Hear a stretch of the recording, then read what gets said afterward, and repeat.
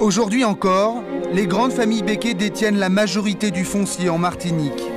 52% des terres agricoles appartiennent à moins de 1% de la population. Des terres qui se transmettent de famille en famille depuis le XVIIe siècle.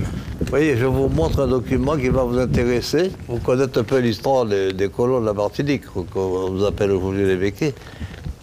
Mais on voit avec ces documents qui sont pratiquement tous apparentés. Ils descendent tous d'un ancêtre qui s'appelle Jean Assier. 10 générations de colons aristocrates ont façonné la petite communauté békée. Toutes les familles sont là. Les Ayottes, les Duchamp, les Despointes, les Pissonneau, les de Rénal. Au bout de l'arbre généalogique, il reste aujourd'hui 2 à 3 000 personnes, toutes unies par les liens du sang. Et là, vous avez les enfants. Il y a José qui est là, Laurent, Thierry et Marie-Christine que vous avez vu ce matin. Comment une si petite communauté a-t-elle pu perdurer ainsi à travers les siècles? Les Blancs créoles martiniquais sont une exception historique. Tout commence en 1635. Des aristocrates français débarquent pour coloniser la Martinique, une île volcanique de 1000 km². Considérés comme une marchandise, les esclaves importés d'Afrique meurent à la tâche dans les plantations. Les békés prospèrent jusqu'à la Révolution. 1793, la terreur s'abat sur la France et ses colonies. Les nobles sont décapités, l'esclavage est aboli, sauf en Martinique. Protégés par la couronne d'Angleterre, les békés martiniquais échappent à la guillotine. Ils ont été malins, ils ont fait les Anglais rentrer ici. Les Anglais nous ont protégés pendant 5 ou 6 ans, pendant la terreur. Ça n'a pas été pareil à la Guadeloupe. Hein. Qu'est-ce qui s'est passé à la Guadeloupe? La Guadeloupe, il y a eu un gouverneur qui a été envoyé par la terreur et qui a pratiquement guillotiné tous les colons à l'époque. La Révolution passée, la Martinique redevient française. Les planteurs békés continuent à employer des esclaves. Au total, plus de 700 000 Africains ont été déportés dans les Antilles françaises. Un crime contre l'humanité reconnu par la loi en 2001. Un crime qui n'est toujours pas admis par la communauté békée. Les historiens exagèrent un petit peu les problèmes.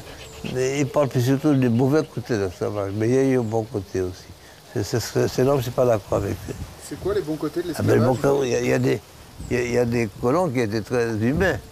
Allez, avec leurs esclaves, qui les ont franchis, qui leur donnaient des possibilités d'avoir un métier, des choses. Donc.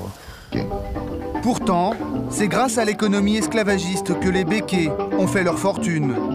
Après l'abolition en 1848, les anciens esclaves deviennent des salariés, mais les békés restent les maîtres de l'économie.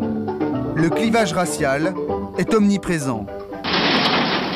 En 1960, voilà ce que déclarait un parent de Bernard Ayotte devant les caméras de l'ORTF.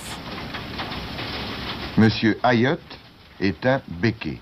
C'est facile à mener, les ouvriers noirs? Oui. Le noir, c'est comme un enfant. Il faut être juste. On en obtient ce qu'on veut. Vous êtes un béké. Qu'est-ce qu'un béké? C'est ce qu'il y a de mieux. Les békés, sont les descendants des Blancs européens qui se sont reproduits en race pure dans les colonies. 48 ans plus tard, le discours n'a pas vraiment changé.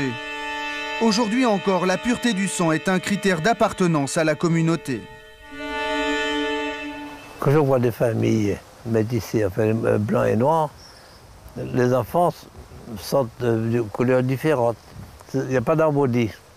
Il y en a un qui sort avec des cheveux comme moi, il y en a qui sortent avec des cheveux crépus, dans la même famille, avec des couleurs de peau différentes. Moi, je ne trouve pas ça bien. C'est pas... On a voulu préserver la race. Certains békés qui se marient avec des gens de couleur sont exclus de la communauté. Sans métissage, le patrimoine a pu rester dans le giron des grandes familles. Les békés, qui représentent aujourd'hui moins de 1% de la population, concentrent près de 20% de la richesse de l'île.